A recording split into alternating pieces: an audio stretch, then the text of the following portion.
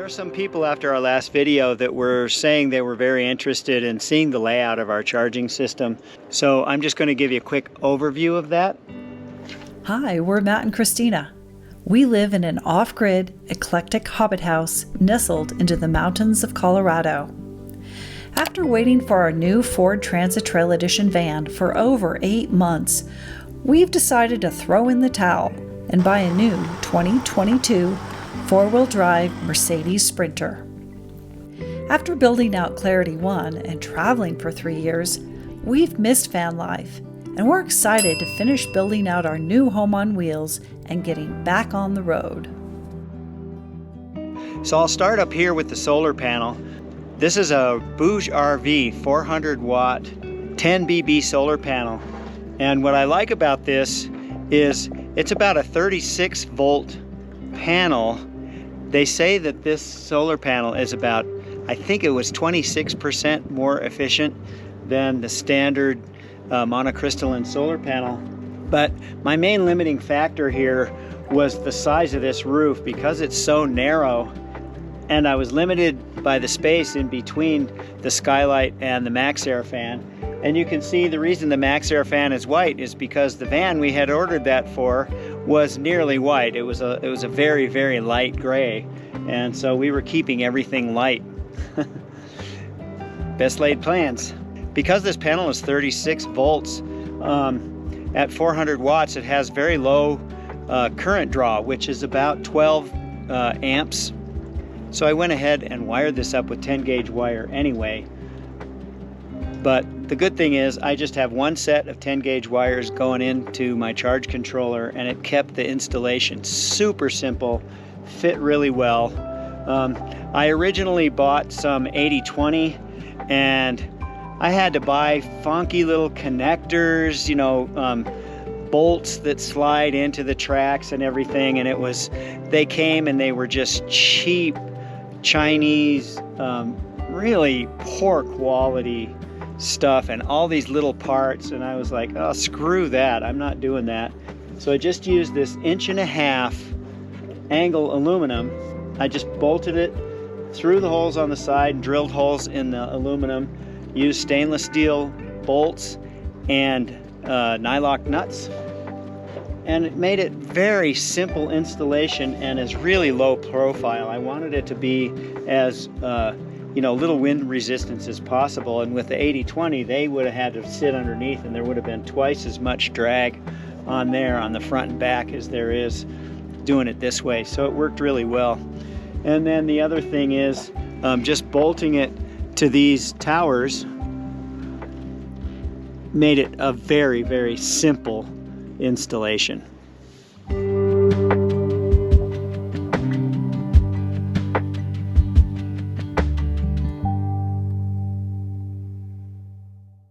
So I have 2 inlet ports for the electricity for our van.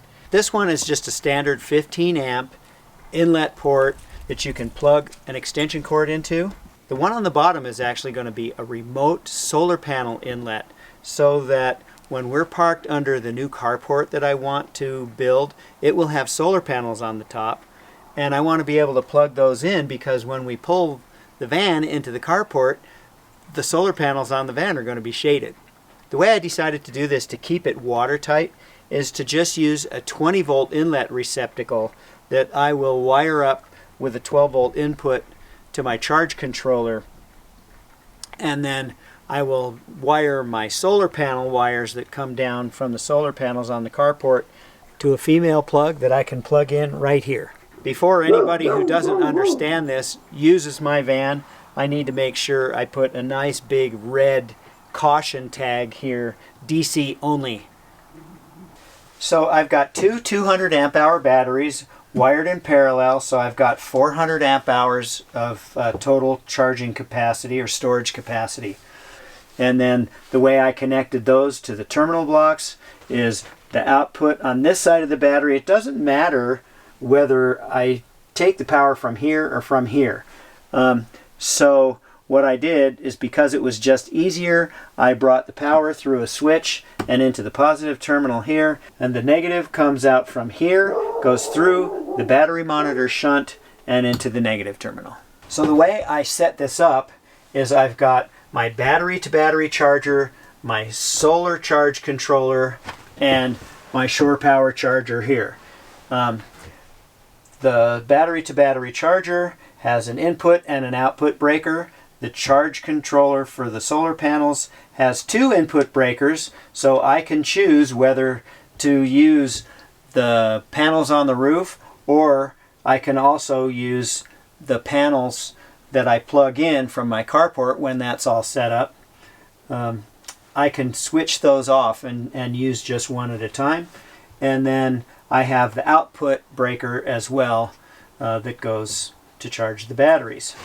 I also have an output breaker here on the shore power charger, and the way that works is it just has a plug on it and it plugs into 120. And so I just wired that inlet directly up to a receptacle here, and when I'm plugged in, this is hot. So the way I'm going to have all the AC is going to terminate to a 12 gauge plug through 12 gauge wire that I will have just plugged right into the inverter. So it makes the system very simple. And then if I'm hooked up to shore power, all I have to do is unplug that and plug it into that receptacle, and we're all set to go on shore power. So I ended up with a 3000 watt Renogy inverter, and the reason I did that is because they were having a huge sale at the end of the summer, and I got this for $300 off. My highest load in this van is our water heater. It's a 2.5 gallon Bosch water heater. It's electric, and it draws about 1400 amps. I could have gotten by with a 2000 watt inverter, which is what I had in our other van, Clarity 1, but because of the deal I got on this, this is the one I bought.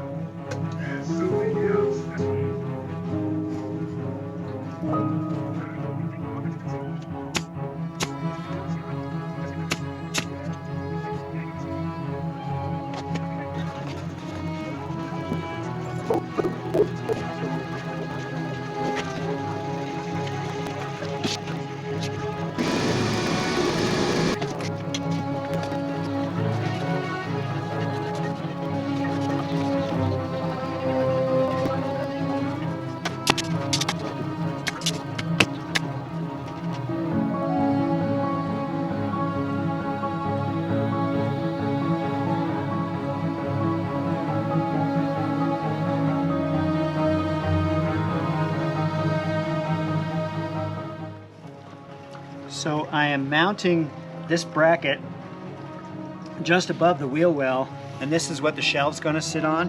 I'm mounting them with some short 1/4 bolts and T-nuts.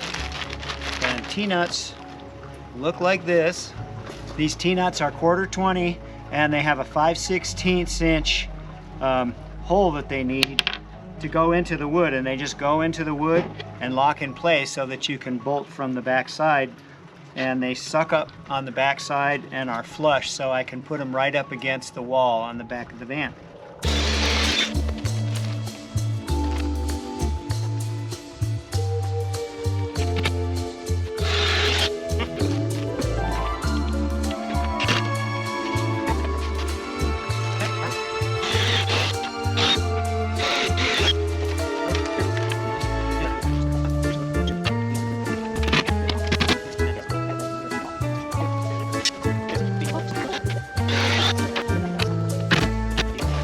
So surprise helper showed up, so we're gonna go ahead and install the awning before it snows again.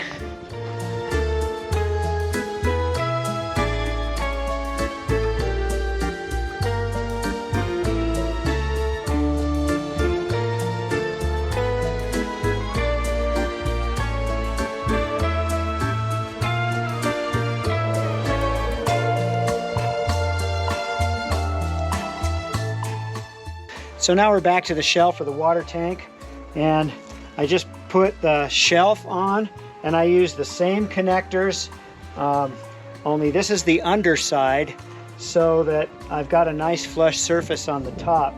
And now I'm putting this support here. Then we'll have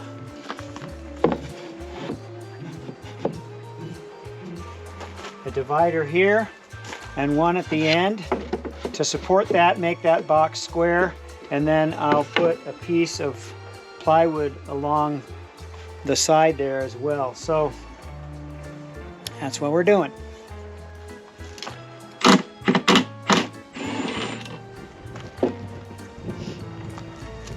So I've got a 3/4 bolt here that I'm using just to suck the T-nut up, and then I'm going to switch this out and put some 5/8 bolts in so that they don't protrude past the end of this, but I need the 3/4 in order to catch it and suck it in.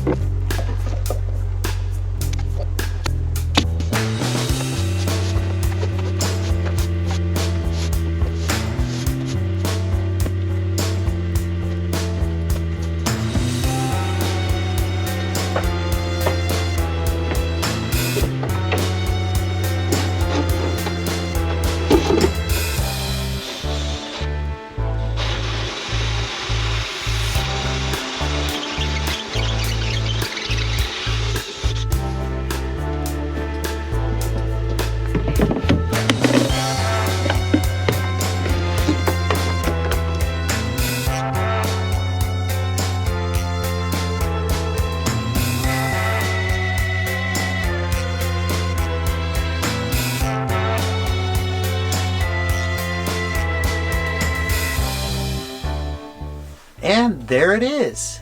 So I'll give you the overview of the water system. This is a 30-gallon freshwater tank. I attached it the same way I attached the batteries over here, with D-rings that are bolted through the back with T-nuts, and then I put some slots in here with this metal reinforcement so that I can tie these down, and this is in nice and solid. I also have a little piece of angle aluminum on each end so that I can keep this thing from moving around, sliding back and forth, which I didn't show you on the batteries, but the batteries are attached the same way. So I had bought a locking cap freshwater inlet to put on the outside of the van. That would have been great in the Transit, but in this van there's literally no room up this high out here for me to put that. So I just plumbed in a little fill here that I can access from the back of the van. I'll be able to just fill it from the back, put the lid on it, and I can literally see right here when it's full. So it's going to actually work really well.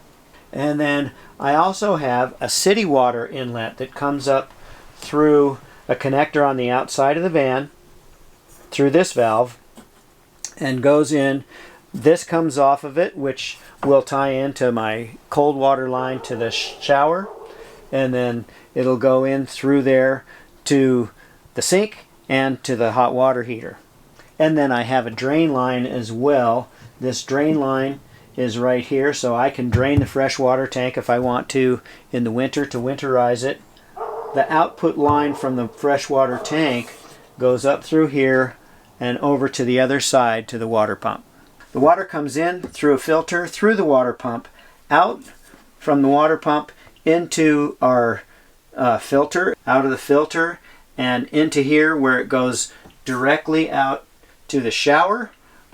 And in this direction, it goes out to the sink and to the water heater that will be in this sink cabinet right here. And I did put valves everywhere, so there are valves on every piece of equipment, so that if I need to service any of this stuff, I can just close the valves and disconnect the pipes from it and access these. This device is an expansion tank. It's a little accumulator tank, and you just fill this up with pressure, about 25 pounds, and then that bladder in there, rubber bladder, can expand and contract as the water pressure changes in here, and it allows some expansion. And you really want an accumulator tank for two reasons. One is it keeps the pump from cycling on and off so often, but the other reason is if you do have a water heater on your system, then that hot water, as it changes temperature, needs a place to expand to, and this accumulator serves that purpose. Because this tank is 12 inches wide, this shelf had to be 12 inches wide, and so that left me about 3 extra inches from the edge of the wheel well to the outside of this shelf. So I just made some little cubbies in here, and that'll be great for my jumper cables and some other storage pieces. You can't get enough storage in a van like this, right?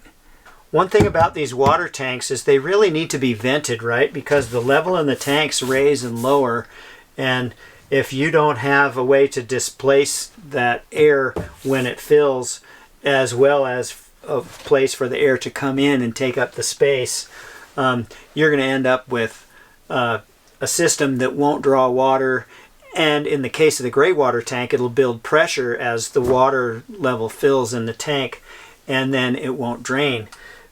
So this vent line is tied into the top of the tank here and goes to here where I have it run to the outside, and I want it to go to the outside because this also tees off and vents my gray water tank, and the smell from the gray water tank is not always that great, so I at least need a place as that's filling up for that air to go that's not inside the van, and that's the place. So on this side of the van, it's dirty. It's been snowing and it's been a mess out there. But anyway, so I have 3 different protrusions here. This first one, this is my vent line. So I've got a screen on here so no bugs can get in. I had to makeshift something to connect that up, but this is nice and solid now. I'm really happy with it. And then I've got my city water inlet. You just pull that out, plug your hose into it. And I also wired in a plug on the outside here, a receptacle. So if I wanted to put in extra lights or something like that on the side of the van, on the awning or something like that, I could just plug in there. Or if I need to use AC when I'm outside, I can just plug into that. We would like to extend a huge thank you to our community for your kind words, comments, and prayers as we navigated saying goodbye to my dad. Matt, Mom, and I feel loved and supported. You are an amazing group of individuals, and we cherish each and every one of you. No matter how you choose to celebrate the season, we wish you peace, joy, and the love of family and friends. Thanks for watching, and we'll see you down the road.